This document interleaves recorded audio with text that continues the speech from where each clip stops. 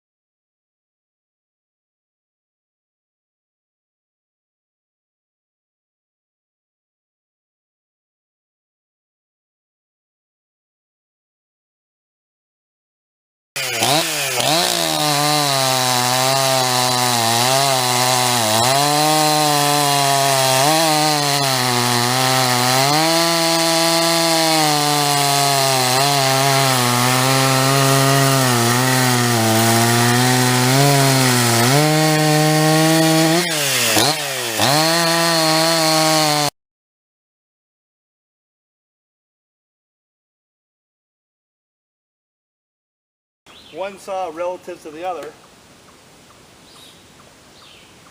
This saw here is one good running saw. I know there's going to be some diehards out there, but you know something? Fact of the matter is that saw can cut wood now. Cuts wood in a hurry. I've had some leak issues with it. Solved most of them, but for what it is, it's an awesome saw. It really is. That one there has got some issues. I'm not quite sure what they are yet. That thing's an animal. I like it. You know, sometimes it's just as simple as that. There's no real reason for a person to like one saw versus the other, but I happen to like that thing. Anyway. Bye for now.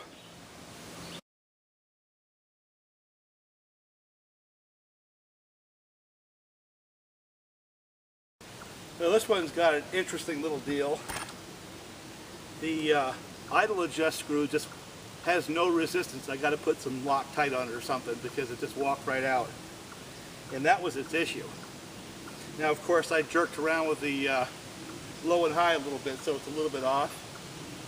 But I'm going to give it another shot.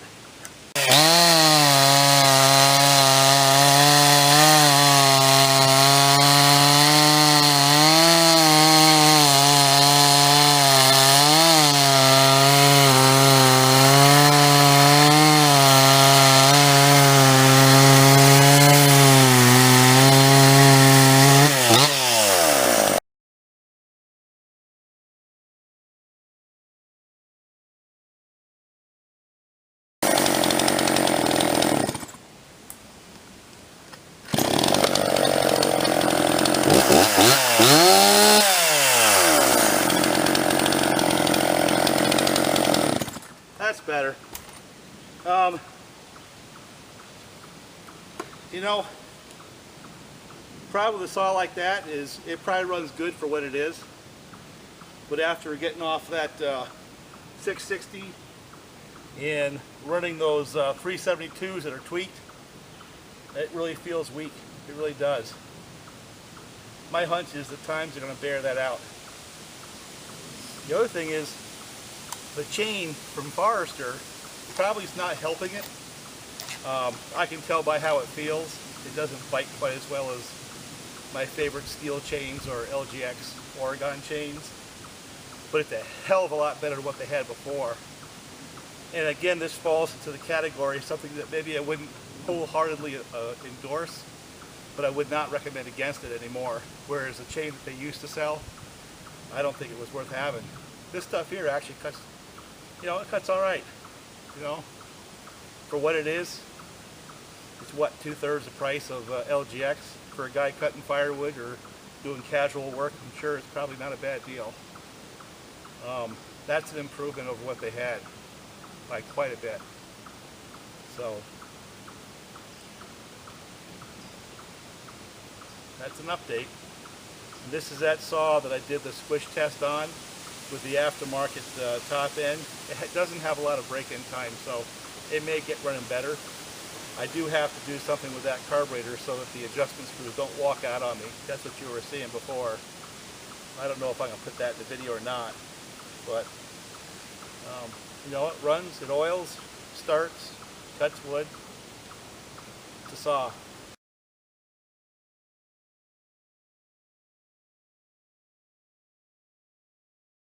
It's a nice warm day. It's in its 80s. Pretty dry. We had a lot of rain this last couple of days, and I believe we'll have a lot more rain this week.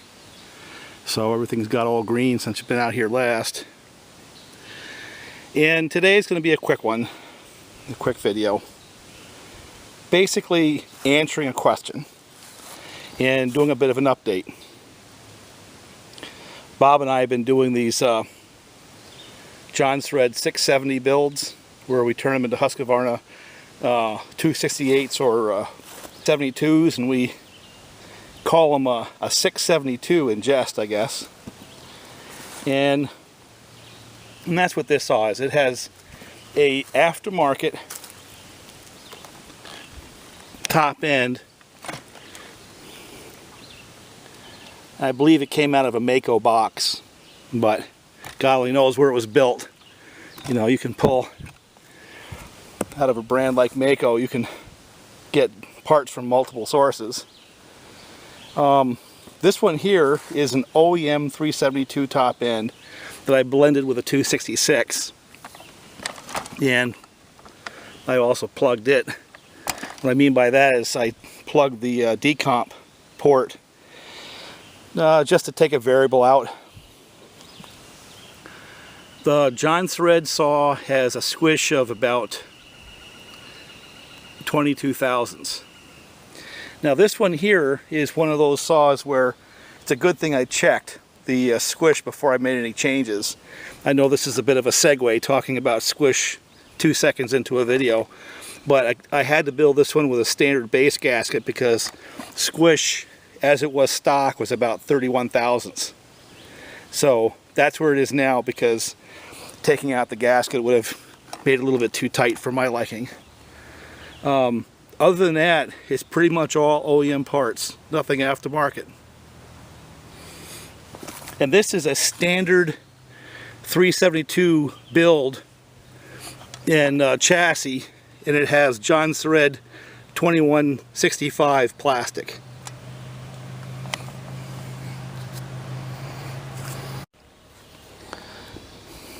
My kid came up and he's off running around the quad. But anyway, so this one here is basically a standard 372 build with a base gasket and everything, so it's as close to stock as you're going to do. And it's just wrapped with Jonsered plastic, 2165 plastic. But other than that, this represents the 372 old style, not X-Torque chassis, and it's a fresh build with a fresh piston and should be pretty representative of those saws. And what I wanted to do today is answer the question, what do you get between the 272 series and the 372 in terms of power. This 266 representing the 272 in that class of saws because it has a 272 top end. And this hybrid saw here representing a 372 class saw. And the second question is, what do you get with an OEM top end versus an aftermarket top end? So you have two questions in play here. And I think these three saws are representative enough to give you an idea whether it's even worth talking about. Now this thing right here missing its fuel cap is a 272 that has a muffler mod and has been mildly ported. The transfer port has been modified, the intake port has been modified. Not radically, but enough to make a difference. And believe it or not, last time I ran that saw, it was about a match of a build such as that 372 standard. So those four saws, time cuts, basically to answer the question. I still have a little bit of that test log left, and since we've done a bunch of videos on that log, I will continue to use it as long as I can, because then you can go back and look at those other videos to get you know, an idea on how these saws compare to the past timed runs I've done with the other saws. The diameter of that log is getting bigger, so when we were over here somewhere, it probably had 10% less log to cut than I do now. And plus the properties change with the temperature and moisture, so it's not a direct comparison, it's an order of magnitude comparison. I had saws on this log at the beginning, they were getting like 8-second, 8.5-second cuts. I would say that would be analogous to 9-second, 9.5-second cuts down here, for those who want to go back to the old videos and see. So anyway, and I think last time I ran the stock 372 build on the test log we're going to cut here, it was like in the 12-second range, 11-second range, just as a reference. So again, all I'm going to do is make some comparison cuts and call it good, then let you guys ask questions. You know, I have one other comparison I can mix in here. The Jonsered 670 with the 272 top end right now has a loop of that new Forester chain. So I think what I'm going to do is start with that saw first, make a couple of cuts with that chain, and then swap it to a Husqvarna brand chain. Then I'll move that bar and chain over to the 266, the 272, and then finally the 372 with 2165 Jonsered plastic. Man, all those numbers are confusing, aren't they? So anyway, here goes. I'm going to start with the 670 with a 272 aftermarket top end and the Forester brand full chisel chain. That'll be the first set of cuts.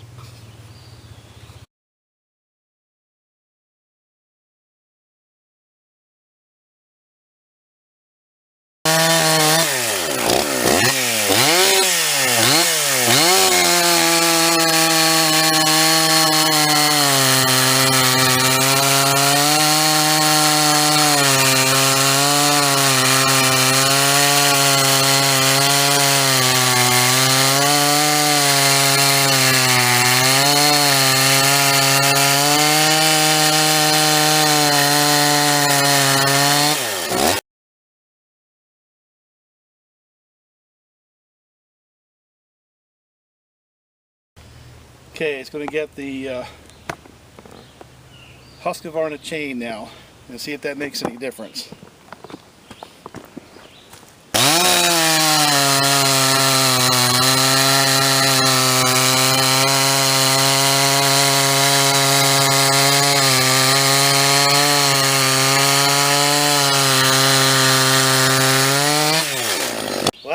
that question right there.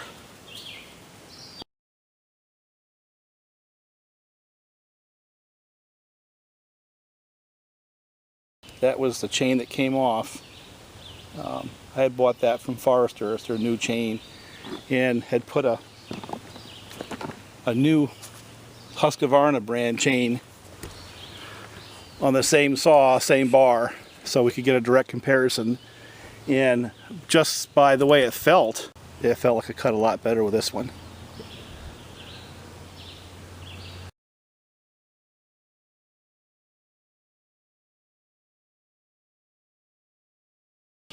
The reason I couldn't make this 266 exactly like a 272 is because the top covers have slightly different screw locations. These have 2 ignition coils, and this is the later model single coil system. But the screw holes are different locations. You might be able to see that if I back off.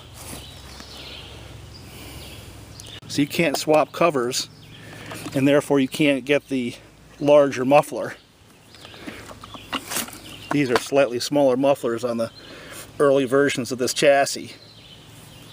So let me move on, move the chains over and get some more video footage.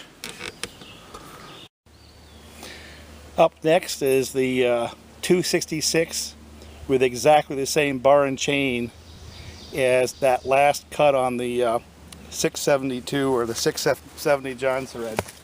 Alright, 266.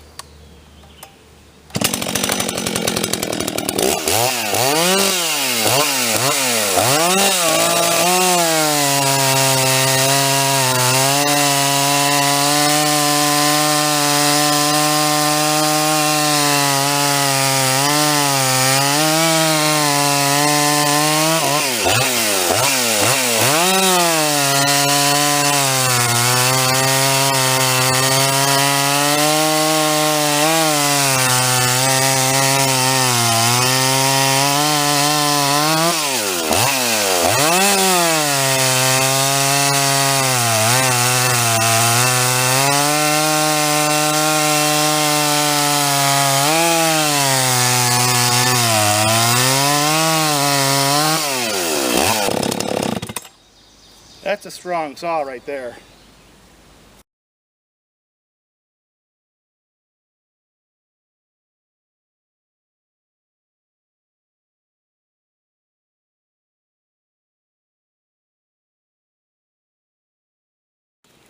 One of the differences that I think is significant between the older 272 series, 268, 272 in that class, and the newer 372 series is this clutch arrangement.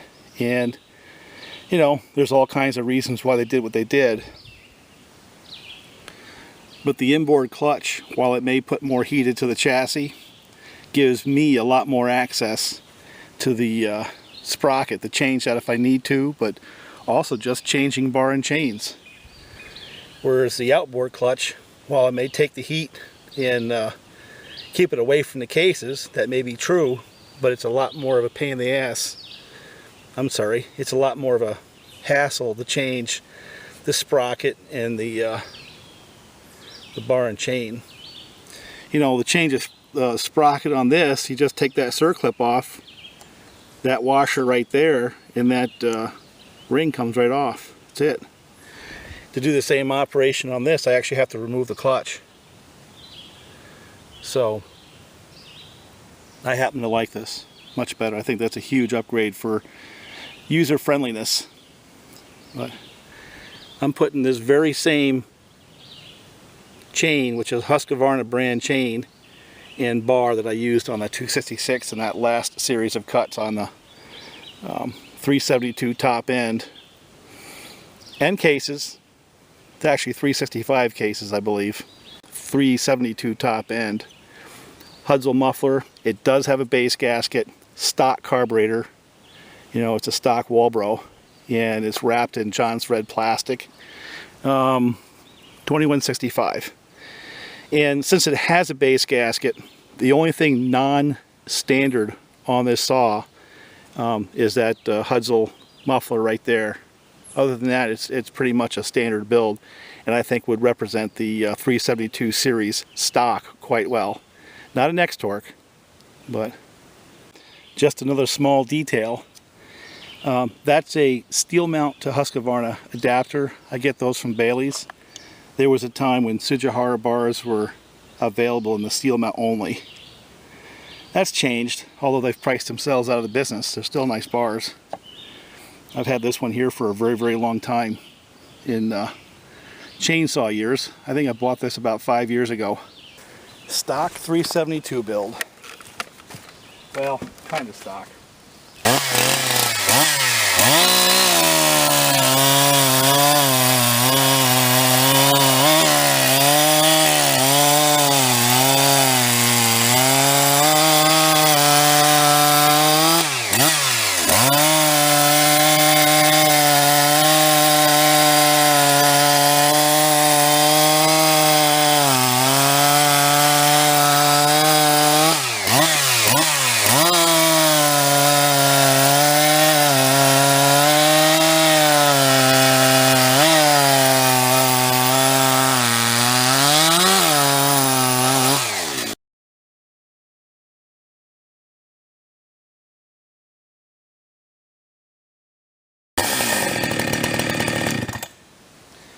Well, one thing I can tell you is it's a lot smoother than all those other saws. As far as the times are concerned, I'll let the clock decide that for you. It feels stronger, you know, being a 372 it should. That's a nice saw. And I've got a few hours on it now, and it's breaking in nice too. That's a strong saw right there as well. But I think I'm going to put together that 272 ported saw and see how it runs as my last set of cuts. Same bar and chain that I have on this one.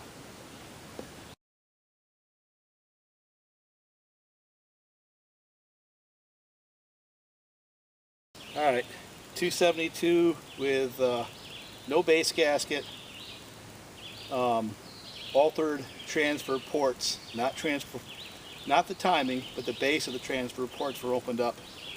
I did a video on it somewhere, and a little bit more intake duration, not much, and a muffler mod. Not a radical build, but a build just the same.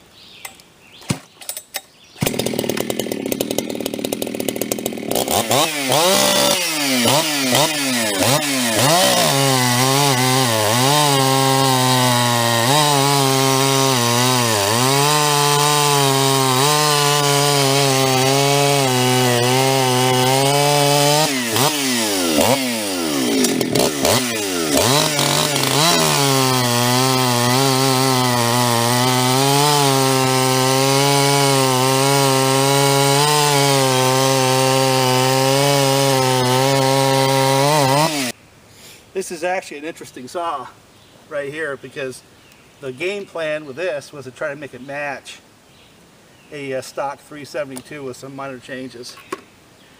You know, I think we did exactly that, but I think the times will have to show that. But the way it feels in hand is it's got more torque than the 372 does, but it's got more compression as well. So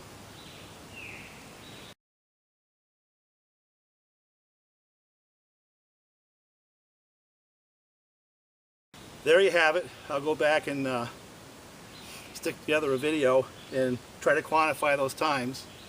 And again, this was several comparisons. Aftermarket cylinder versus OEM, Forester chain versus the Husqvarna brand, and a 272 pretty much stock configuration versus a 372 pretty much stock configuration. And this animal right here to close off the day, which is a mildly modified 272 XP, and the goal of this exercise was to make it match a stock 372. So, talk to you later. Bye for now.